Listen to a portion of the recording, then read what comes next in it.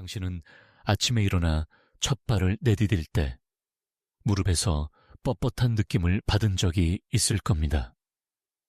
계단을 내려갈 때마다 무릎이 뚝 하고 소리를 내거나 오래 앉았다가 일어날 때 무릎 주위가 찌릿하게 아픈 경험도 있으셨을 겁니다. 많은 분들이 나이가 들면 당연한 거지 하고 넘기지만 사실 이런 신호는 무릎 관절이 조용히 도움을 요청하고 있는 것과 같습니다. 더 무서운 건 이 증상이 갑자기 찾아오는 게 아니라 아주 천천히 눈치채지 못하게 진행된다는 점입니다. 많은 분들이 착각하는 것이 있습니다. 걷기를 많이 하면 무릎은 더 빨리 닳는다 라는 생각입니다. 사실은 그 반대입니다. 적절한 걷기와 가벼운 움직임은 오히려 무릎 관절을 지켜줍니다. 움직이지 않을 때 관절액이 잘 돌지 않고 근육도 약해져서 무릎이 더 큰 부담을 받게 되죠. 이처럼 널리 퍼진 오해 때문에 상당수 어르신들이 무릎 건강을 더 빨리 잃고 있는 것입니다. 무릎 관절통은 단순한 통증 문제가 아닙니다. 한번 무릎이 망가지면 일상생활 전체가 달라집니다. 걷는 즐거움이 사라지고 시장 보러 가는 길이 두렵고 손주와 함께 뛰어노는 순간조차 힘겹게 느껴집니다. 몸의 자유가 조금씩 사라지면서 마음까지 위축되는 경우가 많습니다. 실제로 관절통을 겪는 어르신들 중 상당수가 우울감과 사회적 고립을 동시에 경험한다는 보고도 있습니다. 제가 진료실에서 만난 72세 남성 환자 한 분이 떠오릅니다. 이분은 무릎만 아픈 건데 뭐 대수겠어 하고 몇 년을 버티셨습니다. 그러다 어느 날은 집 앞 계단에서 무릎이 꺾이며 크게 넘어졌고 결국 수술까지 받으셔야 했습니다. 그때 하신 말씀이 아직도 기억납니다. 그냥 아픈 걸 참고 산 게 제일 큰 잘못이었네요. 이처럼 무릎은 작은 신호를 무시하면 큰 대가를 치르게 됩니다. 여기서 중요한 건 무릎 관절통은 완전히 막을 수는 없어도 충분히 늦추고 완화할 수 있다는 사실입니다. 오늘 제가 말씀드릴 습관들은 약이나 수술이 아니라 누구나 집에서 시작할 수 있는 작은 실천입니다. 놀랍게도 많은 어르신들이 이 간단한 방법들을 모르고 계십니다. 그래서 60세 이상 80%가 놓치고 있는 생활 습관이라는 표현을 쓴 것이죠. 당신도 아마 나는 이미 늦었어 라고 생각하실 수 있습니다. 그러나 무릎은 생각보다 회복력이 강한 관절입니다. 조금만 신경을 써주면 통증이 줄고 움직임이 훨씬 가벼워질 수 있습니다. 무엇보다 중요한 건 변화는 크고 거창할 필요가 없다는 겁니다. 작은 습관 하나가 모여서 무릎의 내일을 지켜줍니다. 이 영상을 보시는 동안 당신은 아마도 이런 것도 무릎에 도움이 되는구나 하고 여러 번 놀라실 겁니다. 그리고 들으시는 순간 바로 적용할 수 있는 방법도 많습니다. 이 영상이 도움이 되셨다면 구독과 좋아요 눌러주세요. 작은 실천이 건강을 바꿀 수 있습니다. 자, 이제 우리는 무릎 관절이 왜 이렇게 약해지고 어떤 과정을 거쳐 통증으로 이어지는지 그 근본 원인을 하나씩 살펴보겠습니다. 무릎 관절은 우리 몸에서 가장 큰 관절입니다. 하루에도 수천 번 굽혔다, 폈다 하면서 체중을 온전히 지탱하죠. 그런데 60세를 넘어서면서 이 무릎 관절은 서서히 나이 들어갑니다. 겉으로 보이는 건 단순한 통증이지만 그 안에서 일어나는 변화는 훨씬 복잡합니다. 먼저 무릎 속을 덮고 있는 연골이 점점 얇아집니다. 연골은 뼈와 뼈가 직접 부딪히지 않도록 완충 역할을 하는데 나이가 들수록 이 연골이 닳아 없어지기 시작합니다. 마치 자동차 타이어가 오래 달리다 보면 고무가 닳아가는 것과 같습니다. 얇아진 연골은 충격을 잘 흡수하지 못해 조금만 걸어도 뼈끼리 맞부딪히며 통증을 유발합니다. 또 하나 중요한 요소가 있습니다. 바로 윤활액입니다. 무릎 관절은 작은 주머니 같은 구조 안에서 이 액체로 부드럽게 움직입니다. 하지만 나이가 들면 이 윤활액이 줄어들고 점도도 떨어집니다. 결국 뻑뻑함이 심해지고 마찰이 증가하면서 무릎이 뻣뻣하고 아픈 겁니다. 이 과정은 누구에게나 나타나지만 속도는 사람마다 다릅니다. 체중이 많이 나가거나 평생 무릎을 많이 쓰는 직업, 농사, 청소, 무거운 물건 나르기 등을 가진 분들은 훨씬 빨리 진행됩니다. 반대로 꾸준히 운동하고 체중을 조절한 분들은 같은 나이라도 무릎이 훨씬 건강하게 유지됩니다. 여기서 흥미로운 사실 하나를 말씀드리겠습니다. 의학적으로는 나이가 들면 무릎 관절염이 반드시 심해진다고 알려져 있지만 실제로는 80세가 넘어도 무릎 통증이 거의 없는 분들이 있습니다. 저는 진료실에서 이런 분들을 볼 때마다 놀랍니다. 나이 자체보다도 어떻게 살아왔는가가 더 중요하다는 걸 보여주는 사례죠. 학계에서도 여전히 의견이 엇갈리는 부분이 있습니다. 예를 들어 연골이 닳으면 무조건 통증이 심해진다고 생각하기 쉽지만 MRI상으로 연골이 거의 없는 분들 중에도 전혀 아프지 않은 경우가 있습니다. 반대로 연골 손상이 경미해도 통증을 크게 느끼는 분들도 있죠. 즉, 단순히 연골 상태만이 아니라 신경, 혈액순환, 염증 정도가 모두 함께 작용하는 것입니다. 저는 환자분들께 종종 이렇게 비유합니다. 무릎은 오래된 집과 같습니다.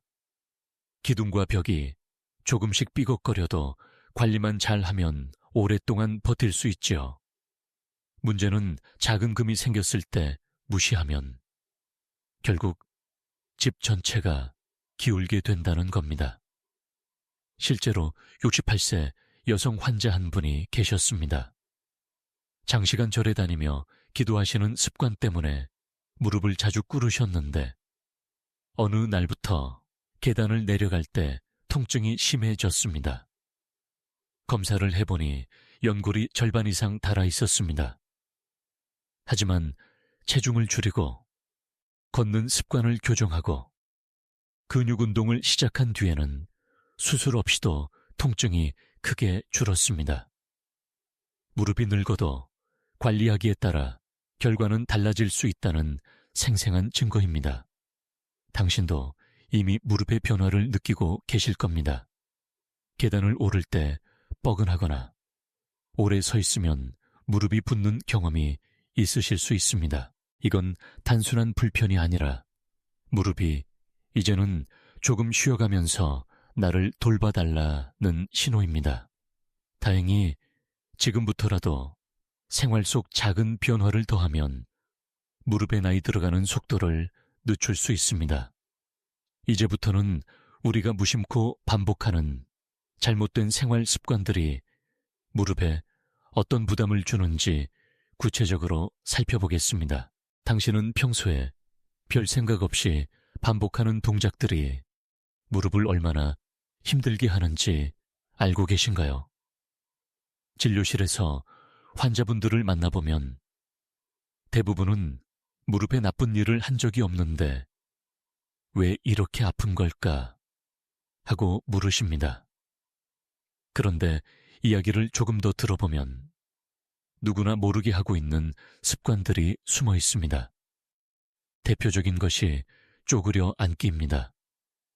김장할 때, 마당에서 풀을 뽑을 때, 심지어는 집안일을 할 때도 쪼그려 앉는 경우가 많습니다. 이 자세는 무릎 연골에 엄청난 압박을 줍니다. 실제 연구에 따르면 서 있을 때보다 쪼그려 앉을 때 무릎 관절에 걸리는 압력이 몇 배 이상 높아집니다. 하루 이틀은 괜찮지만 수십 년 동안 같은 습관을 반복하면 무릎이 견딜 수 없게 됩니다. 또 하나 흔한 습관은 계단 오르내리기입니다. 특히 운동 삼아 일부러 계단을 오르는 분들이 계신데 무릎 건강이 약한 상태라면 오히려 독이 될 수 있습니다. 계단을 내려갈 때 무릎에 걸리는 하중은 체중의 2~3배에 달합니다. 10kg인 사람이 계단을 내려가면 무릎은 150kg를 이상의 압박을 받는 셈이지요. 그러니 관절이 약해진 분들에겐 계단이 가장 큰 적이 될 수 있습니다. 이 밖에도 무릎을 지치게 하는 작은 습관들이 있습니다. 장시간 양반 다리로 앉기, 쿠션 없는 딱딱한 바닥에 앉기 체중을 한쪽 다리에만 싣고 서 있기 무거운 물건을 자주 들기, 이 모든 행동들이 무릎에 불필요한 부담을 주면서 결국 관절통을 앞당기게 됩니다. 여기서 중요한 사실 하나, 무릎 건강에 있어 적당함이 핵심이라는 겁니다. 무릎을 전혀 쓰지 않는 것도 문제이고 지나치게 혹사시키는 것도 문제입니다. 그런데 많은 분들은 아플까봐 아예 안 움직이거나 반대로 운동을 많이 해야지 하고 과하게 움직입니다. 균형을 잡는 게 어렵지만 그 균형이야말로 무릎을 오래 쓰는 비밀입니다. 학계에서도 논쟁이 있는 부분이 바로 이 지점입니다. 어떤 전문가는 무릎을 보호하려면 무리하지 말고 쉬는 게 최선이라고 말하고, 또 다른 전문가는 움직이지 않으면 더 빨리 약해진다고 말합니다. 사실 정답은 중간에 있습니다. 즉, 무릎에 무리가 가지 않는 선에서 규칙적으로 움직이는 것이 필요합니다. 제가 아는 75세 남성 환자분은 은퇴 후 건강을 위해 매일 아파트 계단을 30분씩 오르내렸습니다. 처음엔 뿌듯했지만 2달 만에 무릎이 붓고 걷기도 힘들어졌습니다. 반대로 같은 나이의 다른 환자분은 무릎 아프니 그냥 집에만 있겠다 하며 활동을 거의 멈췄습니다. 그 결과 근육이 약해져 조금만 걸어도 무릎이 덜덜 떨렸습니다. 두 분 모두 극단적인 선택을 한 겁니다. 결국 제가 권한 건 엘리베이터 대신 평지 걷기를 늘리고 계단은 가끔만 이용하는 방식이었습니다. 몇 달 후 두 분 다 무릎 상태가 훨씬 좋아졌습니다. 당신도 혹시 지금 비슷한 습관을 가지고 계신가요? 무릎은 작은 잘못된 행동에도 민감하게 반응합니다. 다행히 오늘부터라도 그 습관을 조금씩 고치면 무릎은 다시 회복의 길로 들어설 수 있습니다. 이제는 반대로 무릎을 지켜주는 작은 움직임에 대해 알아보겠습니다. 우리가 무심코 지나쳤던 간단한 동작이 사실은 무릎 통증 완화에 큰 도움이 될 수 있습니다. 무릎은 쉬어야만 좋아진다고 생각하기 쉽지만 사실은 작은 움직임이야말로 최고의 치료제입니다. 오랫동안 움직이지 않으면 관절 주위 근육이 약해지고 윤활액 순환이 원활하지 않아 뻣뻣함이 더 심해집니다. 무릎은 오히려 가볍고 규칙적인 움직임 속에서 살아납니다. 대표적인 것이 무릎 스트레칭입니다. 의자에 앉아 발을 쭉 뻗고 무릎을 천천히 펴고 굽히는 동작만 해도 큰 도움이 됩니다. 이 간단한 움직임은 허벅지 앞 근육, 즉 대퇴사두근을 자극합니다. 이 근육이 강해져야 무릎 관절이 덜 부담을 받습니다. 환자분들께 이 동작을 알려드리면 이 정도로도 무릎이 가벼워지네요 하고 놀라는 경우가 많습니다. 또 하나 좋은 습관은 앉았다 일어나기 훈련입니다. 단, 낮은 의자나 쪼그린 자세가 아니라 무릎이 90도로 구부러지는 높이의 의자에서 천천히 앉았다 일어나는 방식입니다. 이때 중요한 건 속도가 아니라 균형입니다. 숨을 내쉬며 일어나고 들이마시며 앉는 리듬을 지키면 무릎 주위 근육이 강화되면서도 무리가 덜 갑니다. 흥미로운 사실 하나.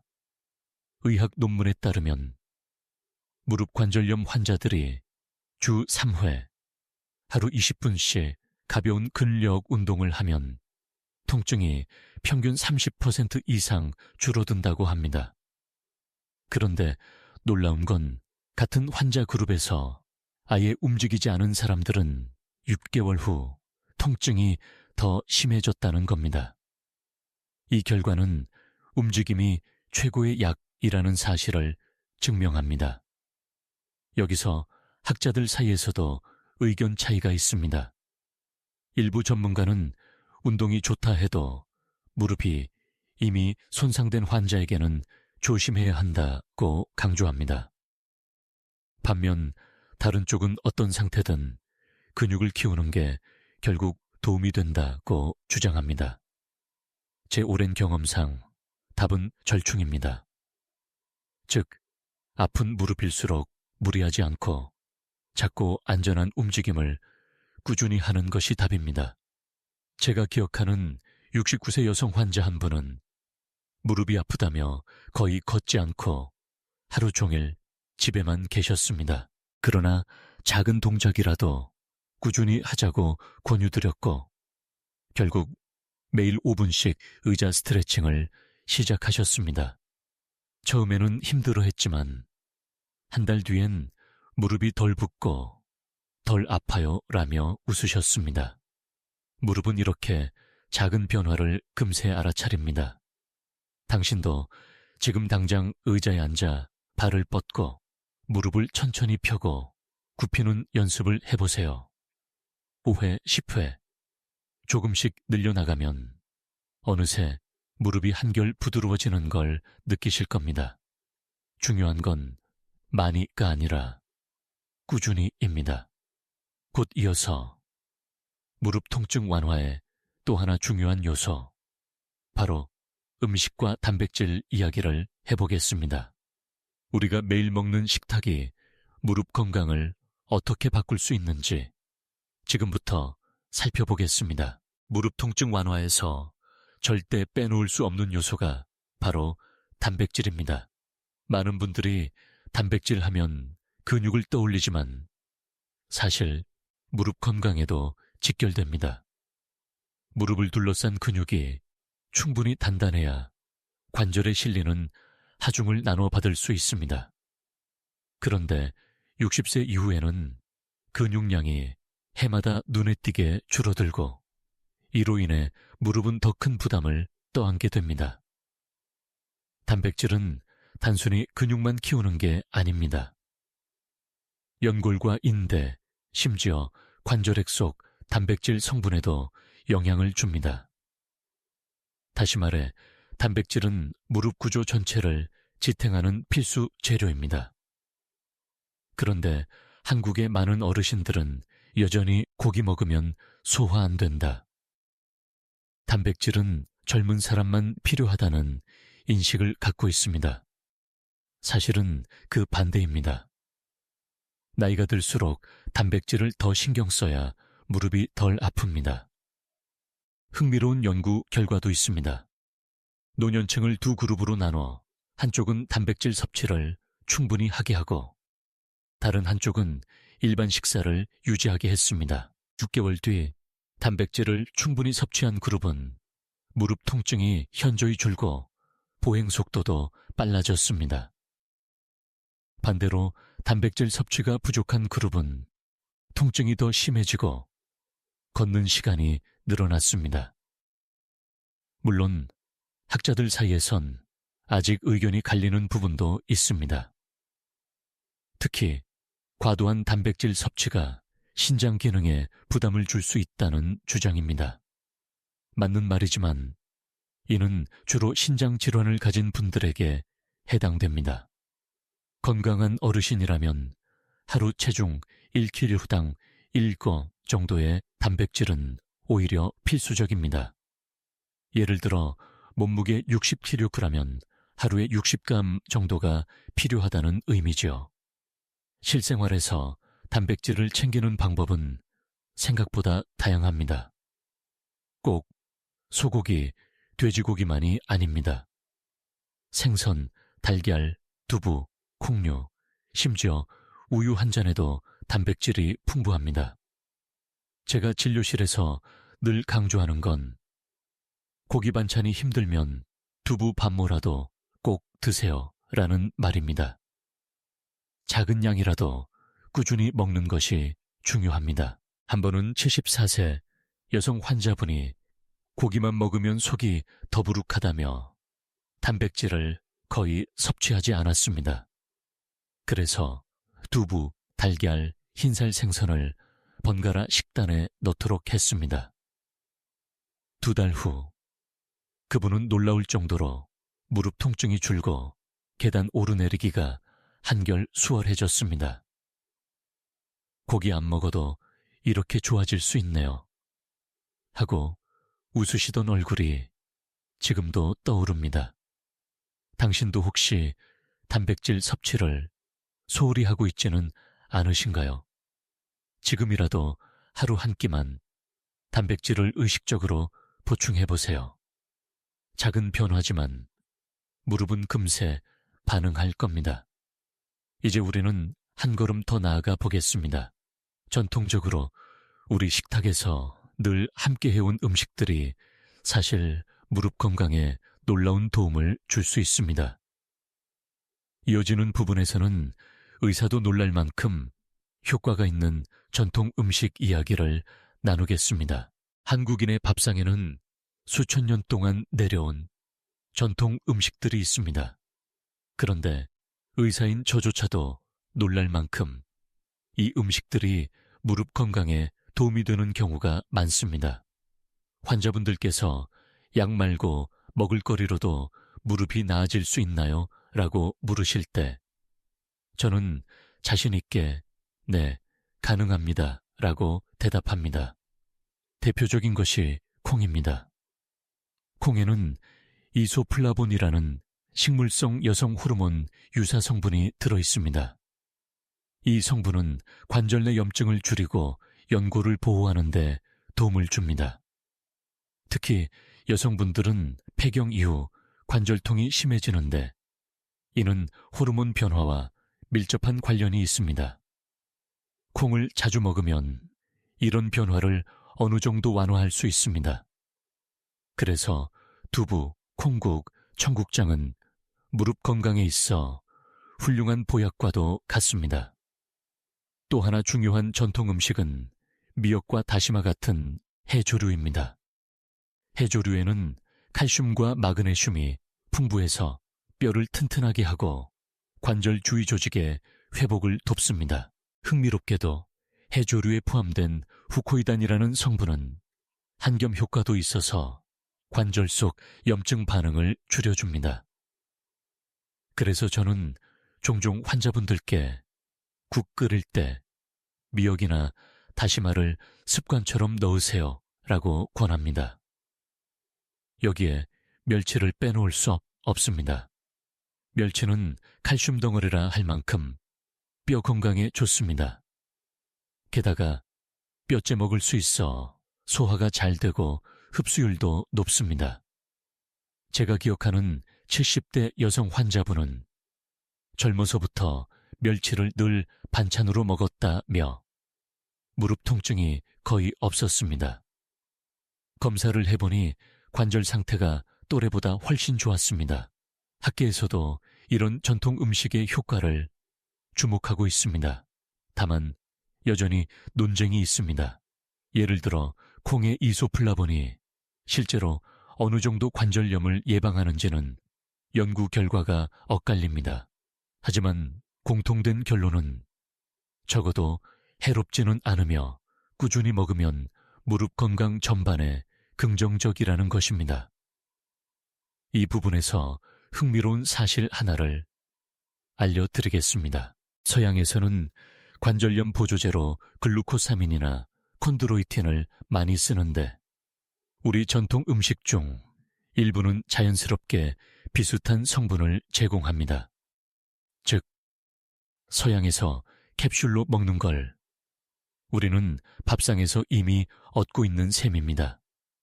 저는 환자분들께 늘 강조합니다. 무릎은 약만으로 지켜지지 않습니다. 밥상 위의 음식이 곧 약입니다. 실제로 약을 줄이고 식단을 바꿨을 때 통증이 눈에 띄게 줄어드는 경우를 수없이 봤습니다. 당신도 오늘 식탁을 돌아보세요. 혹시 지나치게 고기 위주로만 드시고 있지는 않나요? 아니면 밥과 김치로만 간단히 식사를 때우고 있진 않으신가요? 거기에 콩 한 그릇, 미역국 한 숟갈, 멸치 볶음을 더해보세요. 약보다 더 큰 효과를 느낄 수 있을지 모릅니다. 이제 무릎 통증을 완화하는 또 다른 방법을 이야기해 보겠습니다. 음식만큼이나 강력하지만 종종 간과되는 방법입니다. 바로 무릎 주위의 마사지 포인트입니다. 다음에서는 손끝으로 할 수 있는 간단한 자극법이 무릎을 어떻게 변화시키는지 알려드리겠습니다. 무릎이 뻐근하거나 욱신거릴 때 자연스럽게 손이 무릎으로 가서 주무르게 되죠. 사실 이 본능적인 행동은 의학적으로도 의미가 있습니다. 가볍게 눌러주고 문질러 주는 것만으로도 혈액순환이 좋아지고 관절 주위 근육이 풀리면서 통증이 완화됩니다. 오늘은 특별히 연구에서도 검증된 무릎 마사지 포인트를 알려드리겠습니다. 첫 번째는 족삼리, 주규, 산리라는 자리입니다. 무릎뼈 바깥쪽 아래에서 손가락 4마디 정도 내려간 지점입니다. 예로부터 보약보다 낫다는 말이 있을 정도로 기력이 회복되고 무릎 건강에도 좋다고 알려져 있습니다. 실제로 현대 연구에서도 족삼리를 꾸준히 지압한 환자들이 그렇지 않은 환자보다 무릎 통증과 붓기가 줄었다는 보고가 있습니다. 두 번째는 무릎 양옆에 위치한 혈의 엑시에 하이와 양릉천, 양링챈입니다. 이름은 생소하지만 무릎 주위를 손가락으로 꾹 눌러보면 아, 여기가 아프네 싶은 지점이 있을 겁니다. 그곳이 바로 포인트입니다. 통증이 느껴지는 부위를 10초 정도 지그시 누르고 원을 그리며 문질러주면 혈액순환이 개선되고 무릎 주변의 긴장이 완화됩니다. 물론 학계에서는 아직 의견이 갈립니다. 침이나 지압이 정말로 의학적 효과가 있는지 아니면 단순히 마사지 효과인지 논쟁이 계속되고 있습니다. 하지만 중요한 건 환자들의 실제 경험입니다. 진료실에서 환자분들께 지압을 가르쳐드리면 많은 분들이 무릎이 훨씬 가벼워졌다고 말합니다. 의학적으로 100% 설명되지 않더라도 삶의 질이 좋아진다면 그 자체로 충분히 가치 있는 방법이라 할 수 있습니다. 한 번은 67세 남성 환자분이 있었습니다. 무릎 관절염 때문에 계단을 거의 오르지 못했는데 매일 저녁 텔레비전을 보면서 족삼리와 무릎 양옆을 10분간 지압하셨습니다. 2달 뒤에 다시 오셨을 때 계단 오르내림이 훨씬 수월해졌다고 기뻐하셨습니다. 약만 먹는 것보다 손으로 직접 관리하니 더 안심이 된다는 말이 특히 인상 깊었습니다. 이때 주의할 점이 있습니다. 무릎이 붓고 열이 나는 급성기에는 지압을 피하는 게 좋습니다. 대신 냉찜질로 진정을 시킨 후 붓기가 가라앉으면 가볍게 지압을 시작하는 것이 안전합니다. 또한 너무 강하게 누르지 말고 아프면서도 시원한 정도의 압력이 적당합니다. 당신도 오늘 저녁 의자에 앉아 무릎 주변을 손가락으로 눌러보세요. 처음에는 별 차이를 못 느낄 수 있지만 며칠만 해도 무릎이 한결 편안해지는 걸 경험하실 수 있을 겁니다. 중요한 건 규칙적으로 습관처럼 하는 것입니다. 지금까지 우리는 움직임과 음식, 그리고 마사지까지 살펴봤습니다. 이제 다음 단계에서는 많은 분들이 간과하는 수면과 무릎 회복의 관계를 이야기해 보겠습니다. 잠이 단순한 휴식이 아니라 무릎 건강을 결정짓는 열쇠라는 사실을 아시면 놀라실 겁니다. 당신은 무릎이 아픈 날, 잠자리에 누워도 뒤척이며 쉽게 잠들지 못한 경험이 있으실 겁니다. 그런데 역으로 수면 부족 자체가 무릎 통증을 악화시킨다는 사실을 알고 계신가요? 잠은 단순한 휴식이 아니라 무릎 회복을 위한 중요한 치료 과정입니다. 우선 깊은 잠에 빠지는 동안 우리 몸에서는 성장 호르몬이 분비됩니다. 이 호르몬은 어린이뿐 아니라 어른에게도 필요합니다. 손상된 조직을 회복시키고 관절 주위 근육과 인대를 강화하는 데 큰 역할을 합니다. 하지만 수면이 부족하면 성장 호르몬 분비가 급격히 줄어듭니다. 그 결과 무릎의 회복력이 떨어지고 아침에 일어나면 무릎이 더 뻣뻣하게 느껴집니다. 또한 수면은 염증 조절과도 깊은 관련이 있습니다.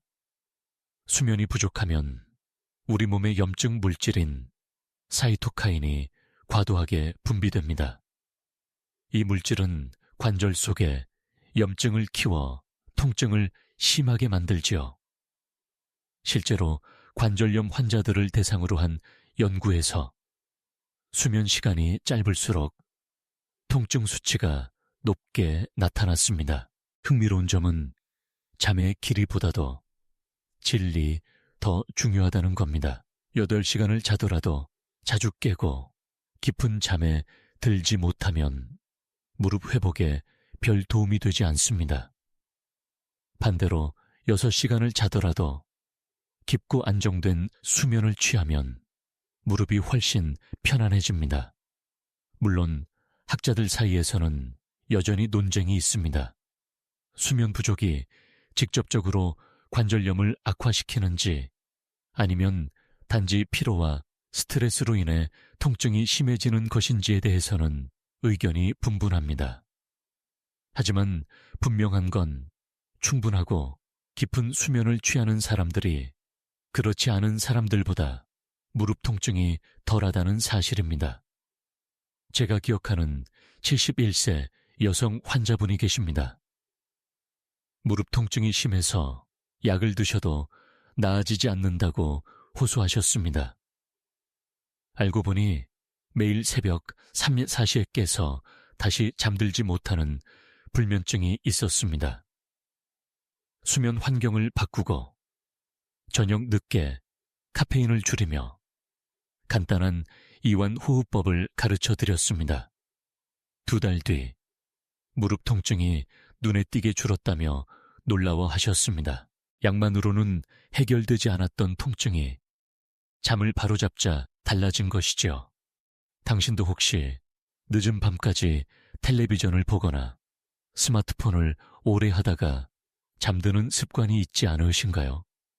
이 습관들이 깊은 잠을 방해해 무릎 회복을 어렵게 만듭니다. 오늘부터는 취침 전 30분은 화면을 멀리하고 조용한 음악이나 따뜻한 차 한 잔으로 몸과 마음을 진정시켜 보세요. 무릎도 함께 편안해질 것입니다. 이제 우리는 무릎 건강을 지켜주는 생활 습관 중 하나로 걷기를 이야기해야 합니다. 많은 분들이 걷기는 무릎에 안 좋다고 오해하시지만 사실은 올바른 걷기 습관이 무릎 통증을 완화하는 강력한 비밀 열쇠가 됩니다. 많은 분들이 무릎이 아프면 걷기를 줄여야 한다고 생각합니다. 하지만 놀랍게도 올바른 걷기 습관은 무릎을 지켜주는 최고의 비밀입니다. 중요한 건 얼마나 많이 걷느냐가 아니라 어떻게 걷느냐입니다. 먼저 속도입니다. 너무 빠른 속도로 걷거나 경쟁하듯 운동량을 늘리면 무릎에 큰 부담이 갑니다.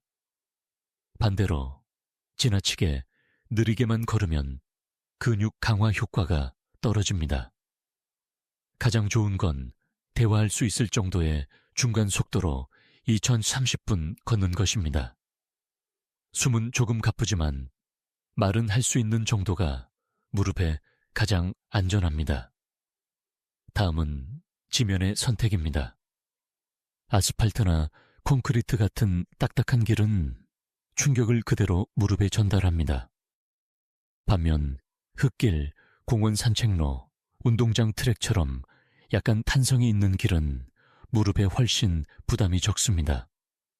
그래서 저는 환자분들께 아파트 단지 돌길보다는 가까운 공원 흙길을 선택하세요 라고 늘 조언합니다.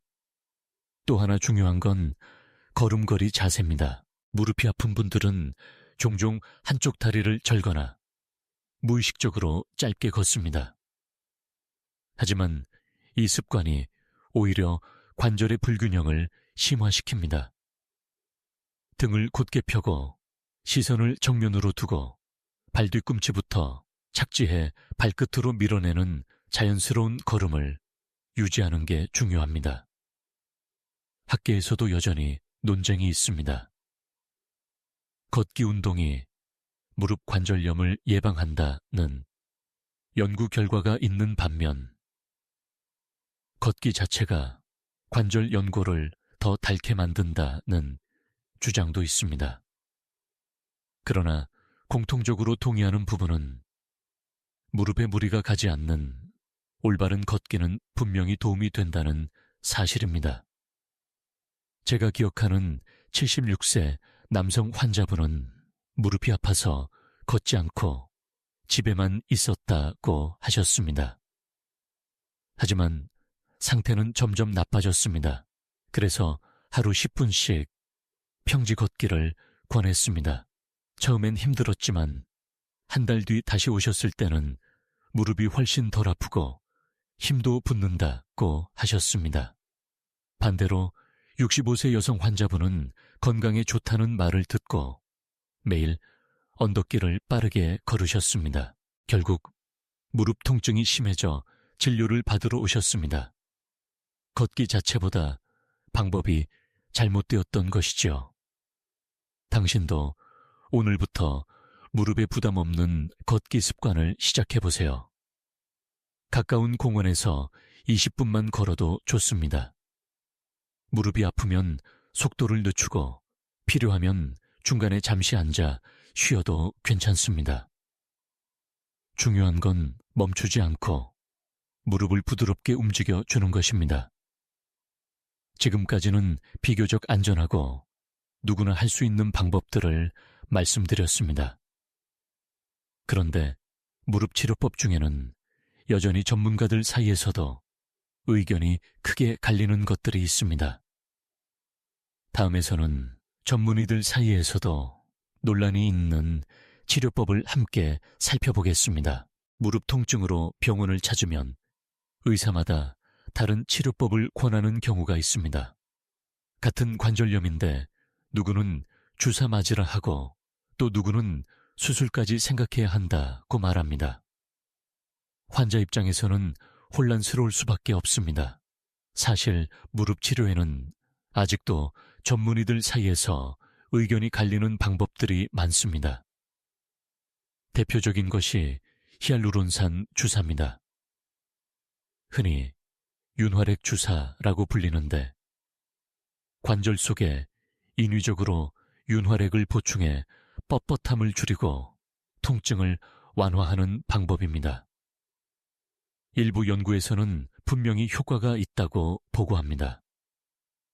하지만 다른 연구에서는 플라시보 효과와 큰 차이가 없다는 결과도 있습니다.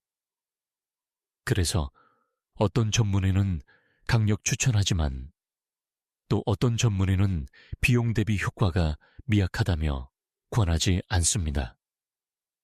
또 하나는 스테로이드, 주사입니다. 급성 통증과 염증에는 매우 효과적입니다.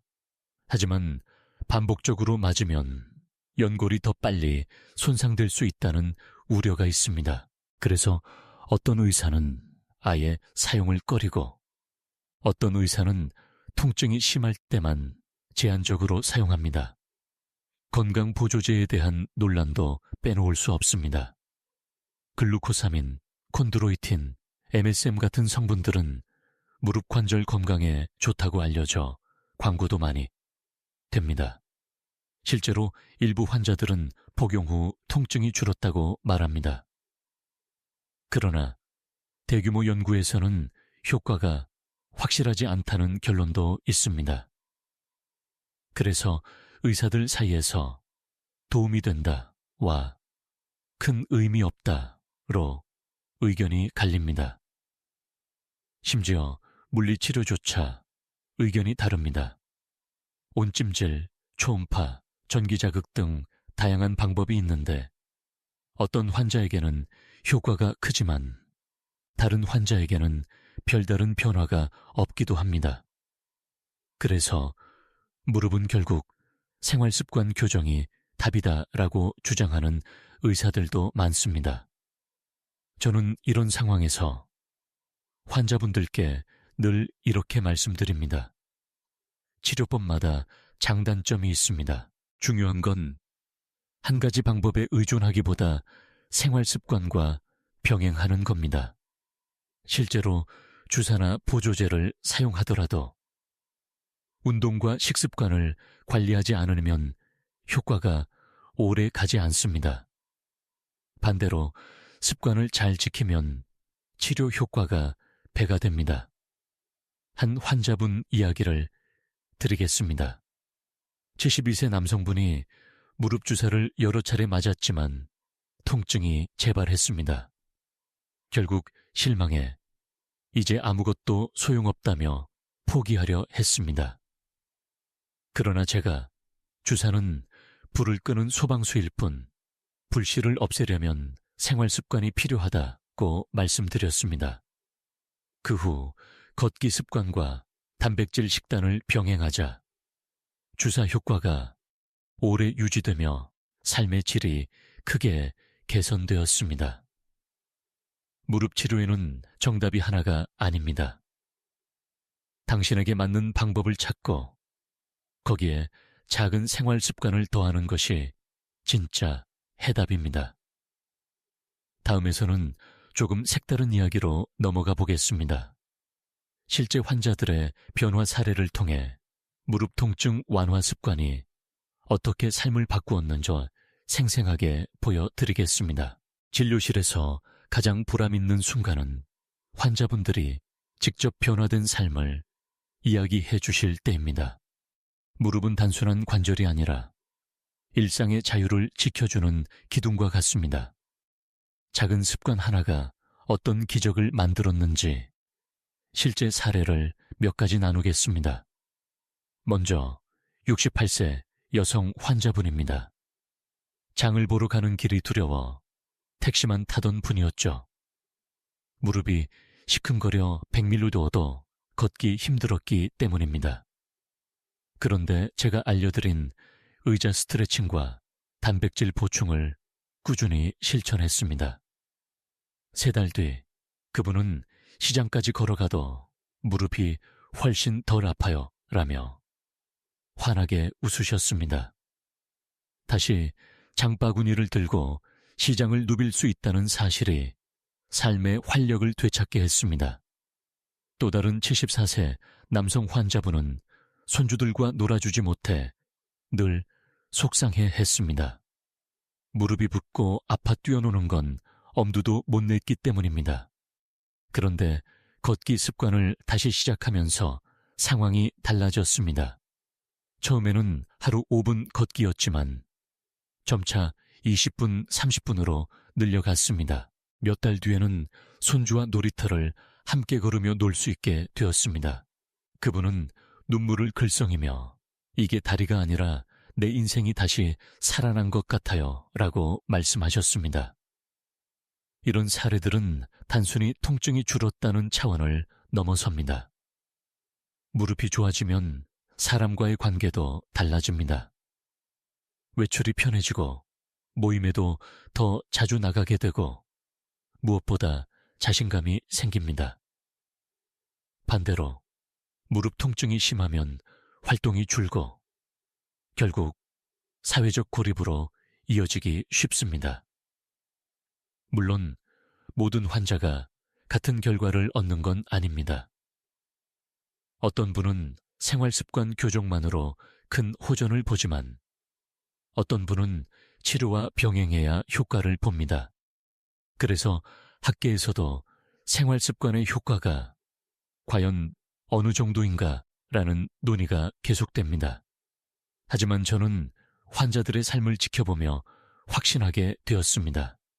습관이야말로 치료의 토대이고 약이나 수술은 그 위에 더해지는 보조수단일 뿐이라는 사실입니다.